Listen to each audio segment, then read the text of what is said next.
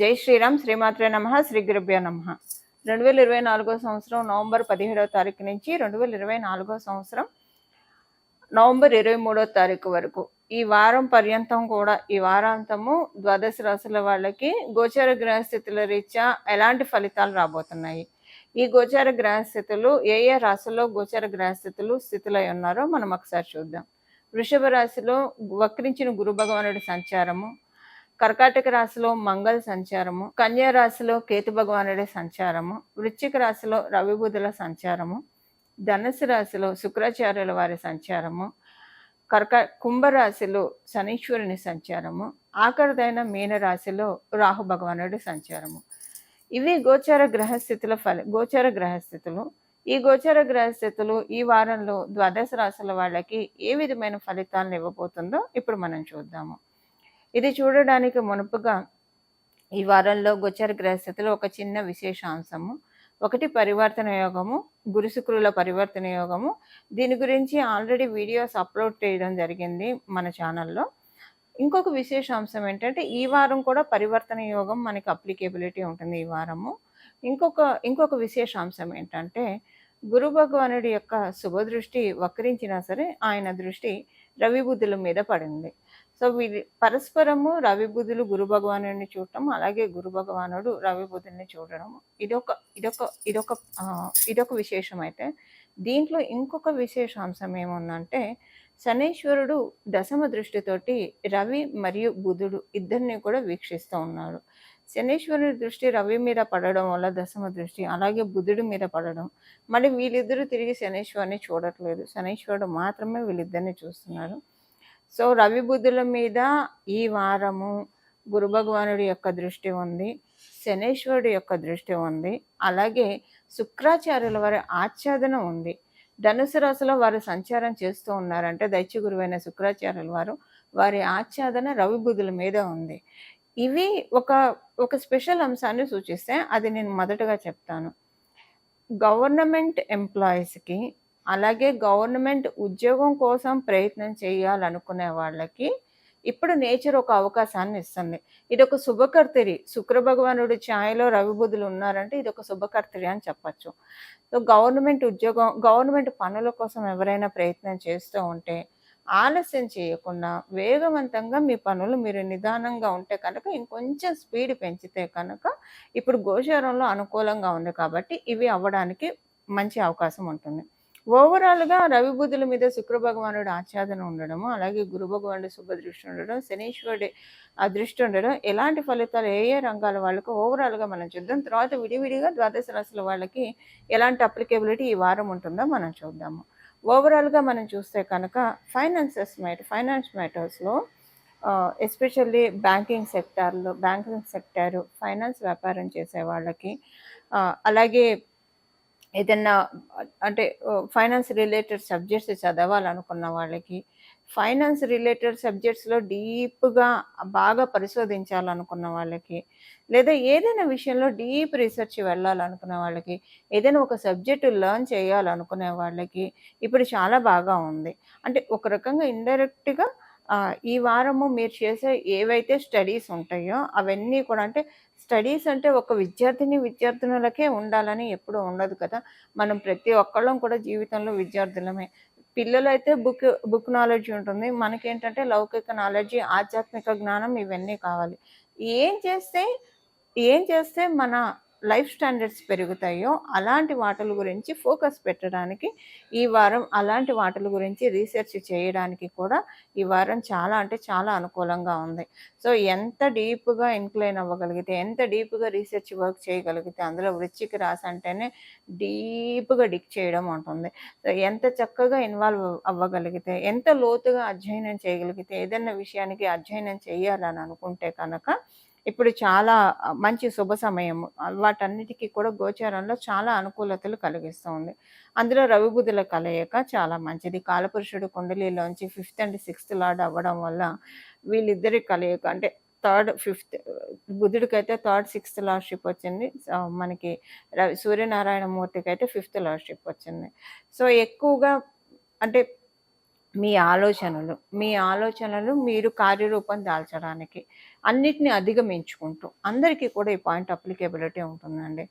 So, మనలో ఉన్న inferiority కాంప్లెక్స్‌నంతా కూడా డామినేట్ చేస్తూ మనలో ఉన్న పొటెన్షియాలిటీ, మనలో ఉన్న ఎఫిషియన్సీ, మనలో ఉన్న క్యాలిబర్, మనలో ఉన్న కరేజ్, అలాగే మనకి మనమే సెల్ఫ్ డ్రైవ్ చేసుకోగలిగే స్థితిని ఈ వారం గోచర గ్రహస్థితులు అందరికీ ప్రసాదిస్తూ ఉంది.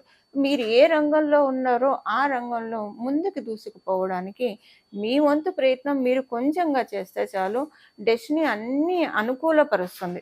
విషయాలన్నిటిని కూడా అనుకూలపరుస్తుంది, సానుకూలం చేస్తుంది. ఇప్పుడు మనం ఒక చోటికి వెళ్తూ ఉంటే, మనం ఆ ప్లేస్‌కి వెళ్ళే ముందే అక్కడంతా కూడా సర్దుబాటుగా మొత్తం అంతా కూడా అరేంజ్‌గా ఉంటే కనుక, మనం వెళ్లి అరేంజ్ చేసుకొని, అన్ని పనులు మనం చేసుకునే దానికంటే మొత్తం అరేంజ్ చేసుంటే, ఇప్పుడు సపోజ్ ఆఫీస్‌కెళ్ళి వెనక్కి తిరిగొస్తారు. వాట్ ఇఫ్ ఇప్పుడు మీరొచ్చేప్పటికి మీ ఇంట్లోని వాళ్ళు లేదా మీ పిల్లలు మొత్తం ఇల్లంతా సర్ది, కుకింగ్ చేసి అంతా రెడీగా డిన్నర్ టేబుల్ మీద ఉంచితే, మీరు జస్ట్ తినేసి పడుకోవడం అంటే ఎంత హ్యాపీగా ఉంటుంది. అలా ఇప్పుడు గోచారంలో ఉన్న గ్రహస్థితులు అందరి తరఫున అన్నీ సానుకూలం చేస్తూ ఉన్నాయి. సో, ఇక్కడ మనం చేయాల్సిన ప్రయత్నం ఏంటంటే, మానవ ప్రయత్నం చేయాలి. దైవ సహకారం ఎలాగో మనం తీసుకుంటాము. ఏదైనా ఒక మంత్ర పఠనం ద్వారా, స్తోత్ర పఠనం ద్వారా దైవ సహకారం మనం తీసుకుంటాం. బట్ మానవ ప్రయత్నం లోపించకుండా మనం కొంచెం చేస్తే కనుక అన్ని పనుల్లో కూడా అనుకూలత ఎక్కువగా ఉంటుంది. ఇప్పుడు ఏ రాశుల వాళ్ళకి ఏ విషయంలో కనుక వాళ్ళు కొంచెం స్టాండ్ తీసుకుంటే వాళ్ళ లైఫ్‌లో ప్రోగ్రెస్ ఎక్కువగా ఉంటుంది. అలాగే ఈ వారం యొక్క సిట్యుయేషన్స్ ఏంటి ఇవన్నీ మనం ఒకసారి చూద్దాం. తులారాశి. తులారాశిలో పుట్టిన వాళ్ళకి ఈ వారం యొక్క గోచార గ్రహస్థితుల ఫలితాలు.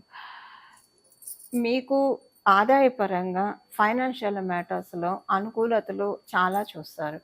నేను వీడియో మొదట్లో చెప్పినట్లు రవి బుధులు మీ సెకండ్ హౌస్‌లో ఉంటూ కొన్ని విషయాల్ని చక్కపెడుతున్నారు అని మనం తెలుసుకున్నాం కదా! కుటుంబ పరంగా ఏదన్నా ఉంటే అవి చక్కపెడతారు. అండ్ మీ వాక్కు వల్ల మీకేమన్నా ఇబ్బందులు ఇదివరకు కాలంలో వచ్చి ఉంటే అవన్నీ కూడా సెటరేట్ అయ్యే శుభ సమయం ఇది. కుటుంబ పరిస్థితులన్నీ కూడా చాలా చక్కగా కుదురుకుంటాయి. కుటుంబ పరిస్థితులంటే ఒకవేళ మీకు మీ కుటుంబ సభ్యులకి మధ్యలో మనస్పర్ధలుంటే అవి కుదురుకుంటాయి. ఇన్ కేస్ అలా కాకపోతే కనుక మీకు మీ కుటుంబ సభ్యులకి అలాంటివేమీ లేదండి అని అనుకుంటే, అప్పుడు మీకు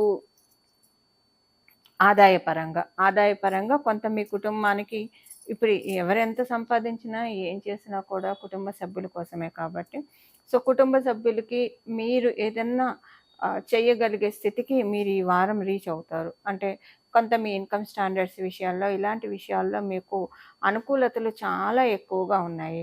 మీకు 11థ్ లార్డ్ సెకండ్ హౌస్‌లో ట్రాన్సిట్ చేస్తూ ఉన్నాడు. చాలా మంచిది. మీకు గట్టిగా మీరు కనుక అనుకుంటే కనుక అంటే గట్టిగా మీరు ఫోకస్ పెడితే కనుక ఆదాయపరంగా మీ ఇన్‌కమ్ మీరు పెంచుకోవడానికి అవకాశం ఉంటుంది. ఉద్యోగస్తులైతే ఉద్యోగంలో మీరు ఎఫర్ట్ పెట్టి లేదంటే అక్కడ మీ ఎంప్లాయర్‌ని మీరు కాస్త ప్రమోషన్స్ కోసం ఇలాంటి వాటిల కోసం మిమ్మల్ని మీకు మీరే రికమెండ్ చేసుకుంటే కనుక ఈ వారం ఉన్న గ్రహస్థితులు బాగా ఉన్నాయి కాబట్టి మీరు చెప్పిన పాయింట్ పరిగణనలోకి తీసుకొని మీకు గ్రోత్‌నివ్వడానికి ఛాన్స్ చక్కగా ఉంటుంది. ఇది ఎంప్లాయీస్‌కి. అలాగే మీరు కనుక మీరు వ్యాపారస్తులైతే కనుక మీ వ్యాపారాన్ని మీరు పెంచుకోవడానికి అనుకూలతలు చాలా బాగా ఉన్నాయి.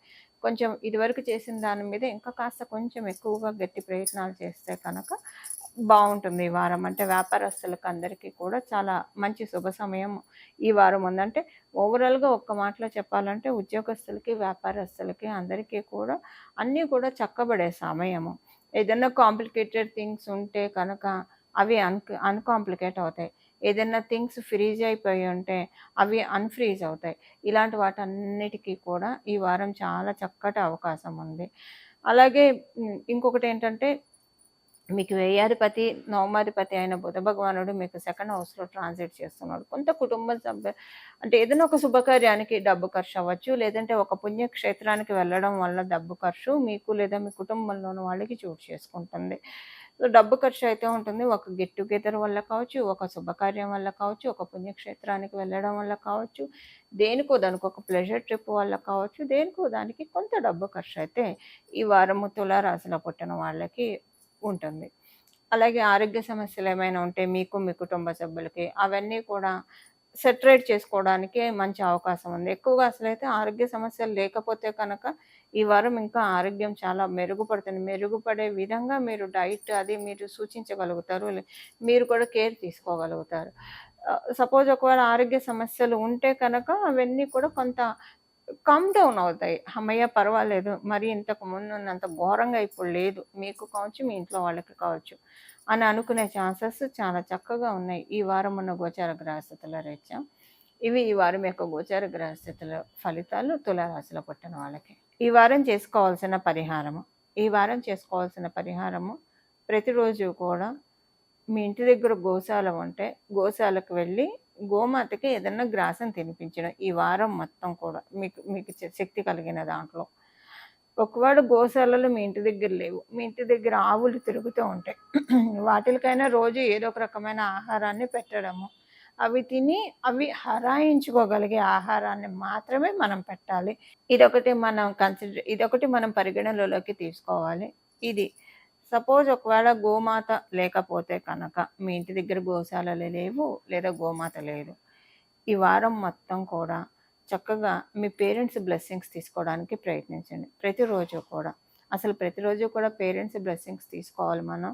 ఈ వారం మొత్తం పేరెంట్స్ బ్లెస్సింగ్స్ తీసుకుంటే మీకు వీలు కుదిరితే తల్లిదండ్రి చుట్టూ ప్రదక్షిణం చేయగలిగితే చాలా మంచిది.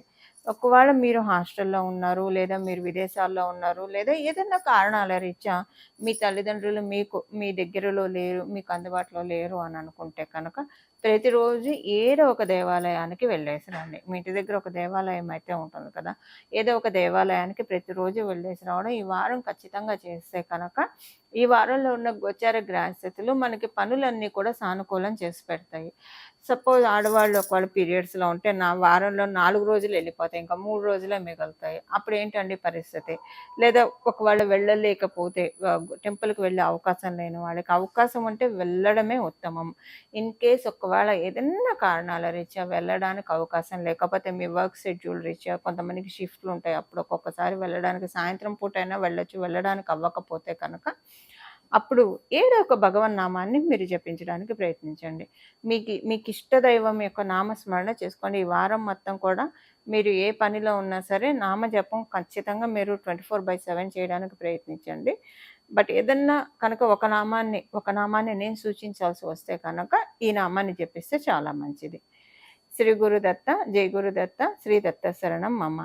దత్తం భజే, గురుదత్తం భజే, అత్రి అనసూయ పుత్ర దత్తం భజే. దత్తం భజే, గురు దత్తం భజే, అత్రి అనసూయ పుత్ర దత్తం భజే. దత్తం భజే, గురు దత్తం భజే, అత్రి అనసూయ పుత్ర దత్తం భజే.